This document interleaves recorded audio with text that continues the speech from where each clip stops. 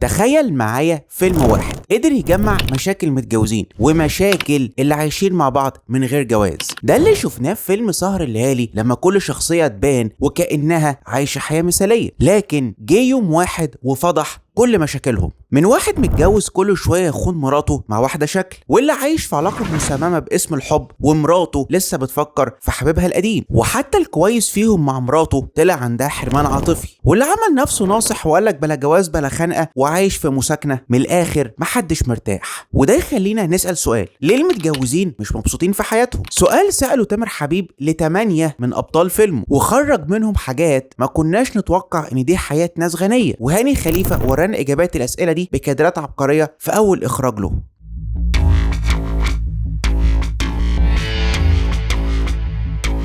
فيلم سهر الليالي ما كانش مجرد فيلم الناس بتهرب من واقعها بعلاقات شمال وشرب وخيانه، ده كان فيلم عن المواجهه زي اللي حصل مع عمرو وفرح، والكاميرا بتتحرك في بيتهم وهما بيتفرجوا على مقابله تلفزيونيه لنواره حماته الراقصه المعتزله، ورتنا صوره كبيره ليها متعلقه على الحيطه اكبر من صورهم، وده بينت انها اهم من عمرو راجل البيت. وده كان باين اكتر ان في حرج بينهم لما فرح كلمت مامتها في المقابله التلفزيونيه وشكرتها انها احسن ام في الدنيا، وانها عارفه تدي وقت لشغلها وبيتها. وظهر على مامتها علامات توتر وهي بتفرج ايديها في بعضها، وسالت على عمرو، ولما كلمها ما عرفش يقول كلام مدح زي مراته، قال كلمتين سد خانه وتحجج بانه مش عارف يتكلم في موقف زي ده يقول ايه، وكأي حما لازم تعلي على جوز بنتها. مدحت وشكرت فيه على الهوا قدام الكل، ومراته نغزته بالكلام: شفت انت قلت ايه وماما قالت عليك ايه؟ لحد ما نعرف المشكله الاكبر، ان عمرو شغال مدير مصنع حماته وخيرهم عليه، عايش في بيت كويس ومعاه عربيه وعايش في مستوى مادي ما كانش يحلم يعيش فيه. ده غير كمان ان هما شالوا الجلخ اللي عليه. بس الحقيقه ان لا فرح ولا امها الاتنين يطاقوا، عايشين بفكره ان خيرنا عليك، مع العلم ان لما جالهم واحد من مستواهم المادي غني زيهم هو اللي مرضاش بيهم، وده ببساطه لان امها رقاصه، وفرح لسه عايش على حبها القديم لعلي وهي ست متجوزه. وخلصت الخناق انه ساب لها البيت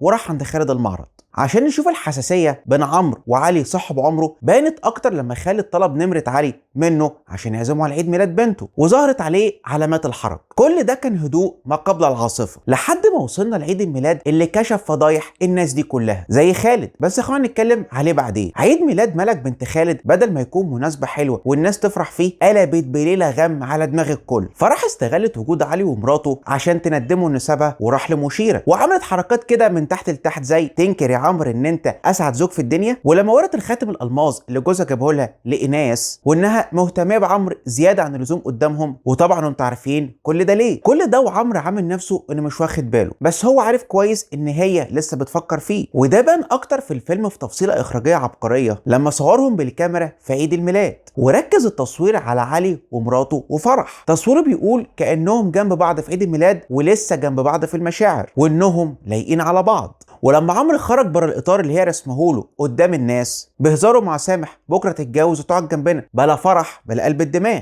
واول ما وصل البيت لقى الغم والنكد متحضر له: ازاي تقول كده قدام الناس وفيهم ناس غرب؟ وطبعا القصد على علي حبيب القلب اللي سابها وراح لمشيره. والخناقه كملت بالعز اللي اهلي معيشينك فيه، وان هو ضحى في الجوازه دي بخسارته لصاحب عمره علي، وقال لها اصل لازم حياتنا تبقى احسن منه ولازم تخلفي قبل مراته. وخلص الخناق انه ساب لها البيت وراح عند خالد المعرض تاني. ولو رحنا لعلي ومشيره هنلاقي حياتهم ما تختلفش كتير عن صحابهم، بس بشكل تاني من الخلافات. والسبب ان مشيره مش مبسوطه مع علي من يوم ما اتجوزته، وحاسه ان في حاجه ناقصاها بس مش عارفه هي ايه. وده بان بكل تفاصيله لما فتحت اخوها في الموضوع، وان هي عايزه تنفصل عن علي اللي هو جوزها وابن خالتها في نفس الوقت، بس اخوها قال لها ما يصحش نعمل كده لان هو ماسك شغلنا وبيدير الشركه وبيجيب لنا ارباحنا، وده هيضر بمصالح العيله، وانت ايه اللي ناقصك عشان تعملي كده؟ مبررها الوحيد انها ست وعندها احتياجات، يعني جوزك مش بيديكي ده كلام اتقال. لكن تصوير المشهد بين حاجه تانية خالص، ان في سبب هي مخبياه ومش عايزه تقوله. لكن لما الكاميرا صورتها من ورا ازاز الكافيه في المطار بين ان في حاجه هي مش عايزه تقولها ومخبياها، بس بتقولها للدكتور النفساني اللي بتروح تتعالج عنده. لحد ما وصلنا للحظه كشف الحقيقه، انها لما شافت شخص قاعد مع بنت في الفندق وبيعاكسها وبيلعب معاها، بصت للموقف وكانها نفسها يحصل معاها زي ما بيحصل مع البت وتعيش مغامرات زي اللي شافتها. ولما فوده شافها وبدا يدور عليها وشافها في المحل وجاب لها كوليه هديه، لو كان قرص عليها شويه كان ممكن يحصل اللي هي عايزاه يحصل. واعترفت باحتياجاتها بكذبها على علاقات ما بتحصلش مع جوزها زي المطبخ وتحت الدش، وطلع ان ده السبب ان هي مش مبسوطه مع علي وانها بتدور على النوع ده من المغامرات. وعاشت بعدها في صراع بين ان هي تتبسط باهتمام فوده ليها وان هي ست متجوزه وده ما ينفعش يحصل، لحد ما واجهت علي بكل ده وطلبت منه الطلاق بحجه ان هي كده بتظلمه معاها، مع العلم انه بيحترمها وبيعملها كويس. وعلى العكس تماما بنشوف نسخه تانية من صراع مشيره مع خالد اللي بيقول على نفسه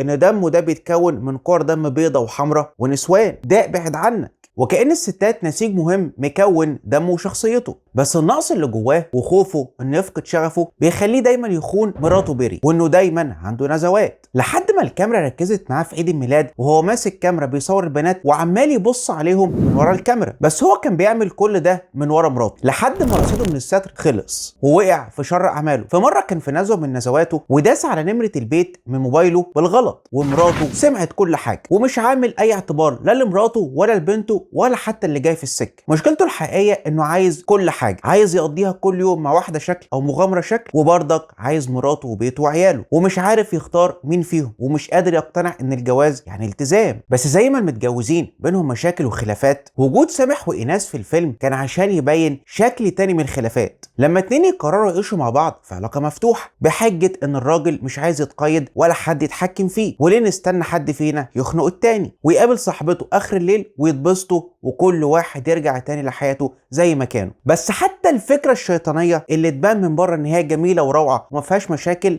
ظهر ليها برضك مشاكل. اولهم ظهور حامد المهدي اللي عاوز يشارك سامح في ايناس، وان ايه يعني لما يتقسم علينا احنا الاثنين، وهي عايزه تبقى بس كل اللي ايناس عايزاه عكس شخصيه سامح او المهندس سامح. شخصيته اتقدمت بذكاء شديد جدا، وشفناه في عيد الميلاد لما هزر مع علي ابن الناس الكويسين وقال له هو انت لسه بتحط الجراد تحت الهدوم زي ما كنت بتعمل ايام زمان، وده باين لك ان هو فعلا لسه صغير ومش عايز يكبر ويعيش سنه ويعرف امتى الكلام يتقال وامتى المفروض يسكت، وان المفروض في موقف زي ده ان يسكت قدام مشيره مرات علي. وفي عيد الميلاد بدل ما يقعد على الترابيزه زي اصحابه كان عامل اغنيه لبنت صاحبه باسمها وقعد يغني ويرقص وكانه عيل صغير. كل دي مواقف بينت انه شخص مش عايش سنه وكانه عيل صغير عايز يلعب براحته ومحدش يأيده، بس بيصطدم بالواقع لما ايناس تقول له المفروض ان احنا نتجوز، ومبرراته لسه شغال ليه نستنى حد فينا يخنق التاني، لحد ما عرف حقيقه حياته. وهم راجعين من اسكندريه بيقول لخالد انت بترجع البيت تلاقي بيتك ونس، مراتك وبنتك مستنيينك، وده كان سبب كافي انه يغير مبدأه في الحياه ويتجوز ايناس. بعد كل واحد فيهم ما اتخانق مع مراته وطلعوا اسكندريه عشان ياخدوا اجازه من بعض ويراجعوا قراراتهم قبل الانفصال، عمرو واجه علي انه بعد ما ساب فرح وخطب مشيره واتاكد خلاص ان ما عادش في حاجه من ناحيته ليها، قرر انه يقف جنب فرح عشان تعدي انفصالها منه، وانه راح اتقدم بالامكانيات المتاحه معاه ساعتها، وان المستوى المادي اللي هو عايش فيه دلوقتي هم اللي عايشوه فيه بحجه ان دي بنتهم الوحيده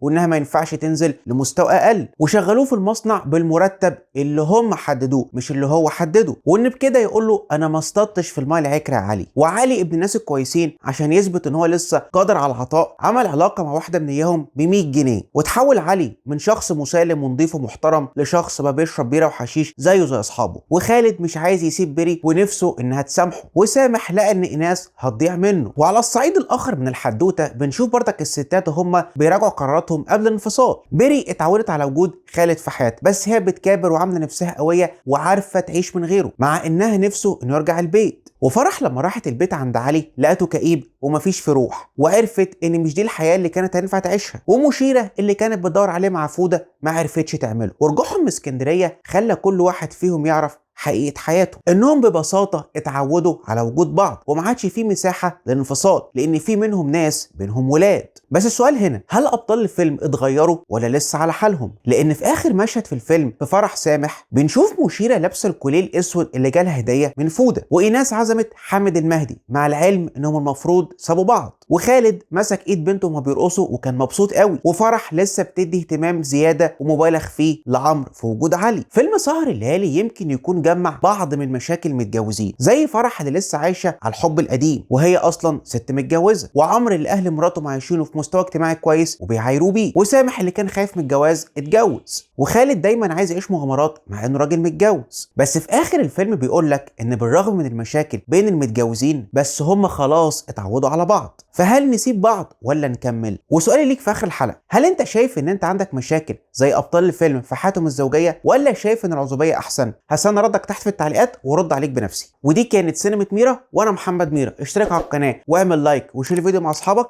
وعلى ما نتقابل في حلقه جديده ممكن تتفرج على الحلقه اللي فاتت عن فيلم الفيل الازرق.